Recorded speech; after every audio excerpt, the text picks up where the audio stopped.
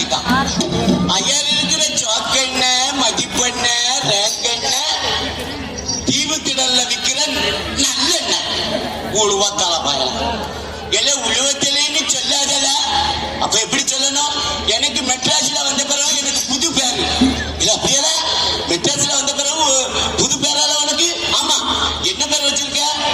மெட்ராஸ்ல மாடலா வைக்கணும்னு என் பேர் என்ன பேர் தெரியுமா? என்ன பேரு?